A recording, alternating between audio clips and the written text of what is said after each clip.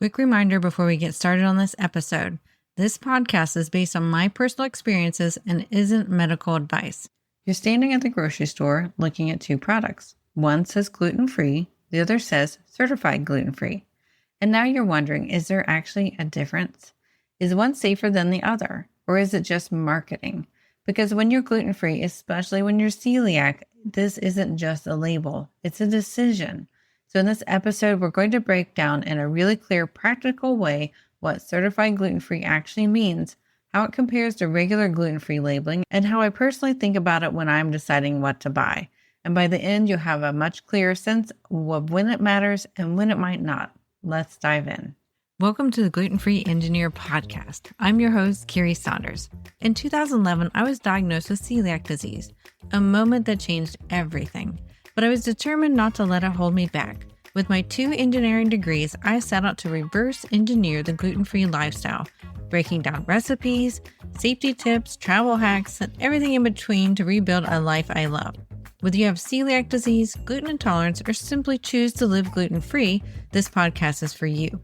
Join me each week as we simplify the gluten-free lifestyle, make it fun, and prove that you don't have to miss out on anything. Welcome back to the show. Today we're talking about whether certified gluten-free foods are actually safer. So let's start with the basics. In the United States, when a product is labeled gluten-free, it means it must contain less than 20 parts per million of gluten. That's the FDA standard. So in theory, anything labeled gluten-free should meet that requirement. But this is where it gets important. That standard is based on what is considered safe for most people with celiac disease. It does not mean zero gluten. And it also doesn't tell you how that standard is being met. So then let's talk about, what does certified gluten-free mean? This is when a third-party organization tests and verifies that a product meets stricter standards. For example, many certification programs require less than 10 parts per million, sometimes even less than that. It also requires ongoing testing, facility audits, so where your food is being made, as well as ingredients verification. So instead of a company just saying, we meet the standard, there's an extra layer of oversight here. You can think of it like gluten-free equals meets the requirement. Certified gluten-free is verified by a third party. It's independently verified, and it's often stricter than just the FDA standard of gluten-free. So is certified gluten-free actually safer? And this is where it can get a little bit confusing. The short answer is sometimes yes, it is safer, but not always necessary. So like we mentioned, certified products have stricter testing, more controlled processes, and may reduce risk of cross-contamination. So for certain foods, especially higher risk ones, certification can give extra peace of mind. But that doesn't necessarily mean that non-certified gluten-free foods are unsafe or that certified foods are perfect. So if you're celiac, certification tends to matter more with oats, flours, grains, processed foods with multiple ingredients. Basically, it's very important for foods that are more likely to be cross-contaminated, more complex in how they're produced. For simple foods like just plain dairy, fresh produce, single ingredient items, certification is usually less critical, and it's pretty rare to honestly see it on items like that. And so that's where it can get confusing, because a lot of people might think that if it's not certified, it's not safe, but that's not always true. And on the flip side, if it's certified, I don't need to think about anything else. That's also not true too, because safety still depends upon your individual sensitivity, the type of food, and your overall exposure. So how do I personally think about it? For me, certification is one factor and not the only factor.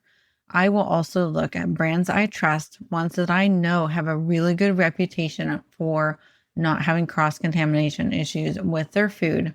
I am very strict and very cautious on foods that contain things like flours, oats, things like that, because I want to make sure, especially the oats, are certified gluten-free if I have oats in a processed item that I'm eating. And as we talk about on this podcast a lot, we want to listen to our body. There have been times that I've had a certified gluten-free item still not make me feel good. So I had to do some digging and see whether it was another ingredient within the item or whether it was just their process or their certification company that worked with them. So do listen to your body and look for patterns over time. Again, we want to be looking at ourselves without judgment, with a learning and curiosity mind when we don't feel well. So having that positive mindset and that curiosity driven mindset rather than a judgment driven mindset can really help us with our gluten-free journey. So then let's talk through a little bit about how I decide whether to have something, whether it's certified or not. So instead of asking myself, is this certified? I also ask a few simple questions. What kind of food is this? How likely is it cross-contaminated? Do I trust this brand? How has my body responded before? This can really help your decision framework.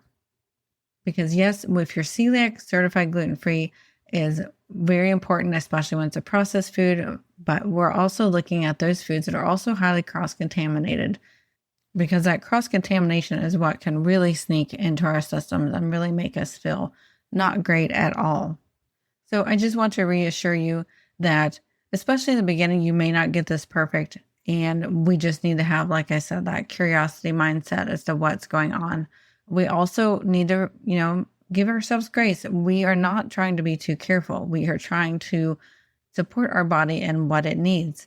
And you're not failing if you don't choose certified gluten-free every time. I don't choose certified gluten-free all the time because I know certain brands, they only make gluten-free things. And I know that their products are safe. I've never had issues. They have a great reputation. But then there's other brands that, yes, I for sure will get certified gluten-free, especially if they have both gluten products as well as gluten-free products. That's very important to then have the certified gluten-free if it's a brand that supports both sides of the coin there. So to recap, gluten-free labeling has a standard and certification adds an extra layer on top of that, which can be very helpful, especially for higher risk foods. But it's not the only factor, and we need to consider what type of food it is. Again, like milk, you're not going to see a certified gluten-free label on milk or fruits or vegetables unless they're like some sort of processed mixed type of deal, or maybe in the frozen aisle. But at the end of the day, this isn't about choosing the perfect label. It's about understanding what the labels mean so that you can make decisions with confidence and for yourself.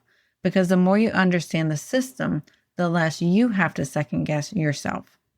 So if you're ever unsure, start by being more cautious with higher risk foods and more flexible with simple ones.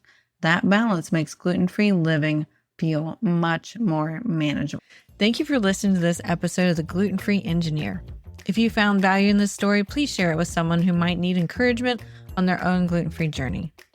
For more tips, recipes, resources, and even links to my YouTube channel, head on over to theglutenfreeengineer.com. It's your one-stop hub to make gluten-free living simple, fun, and full of flavor. And don't forget to subscribe so you never miss out on an episode. And we will see you next week. The Gluten-Free Engineer podcast is for informational and entertainment purposes only. I share my personal experiences and stories about living with celiac disease and navigating a gluten-free lifestyle. This podcast does not provide medical advice. Always consult with a qualified healthcare professional for medical questions, concerns, or advice specific to your health. This episode is brought to you by Find Me Gluten-Free, your go-to app for discovering safe, gluten-free dining options wherever you go. Whether you're traveling or just looking for a new local spot, this app helps you find restaurants with gluten-free options, read reviews from other gluten-free diners, and avoid risky places, just like our family has used this app for many years.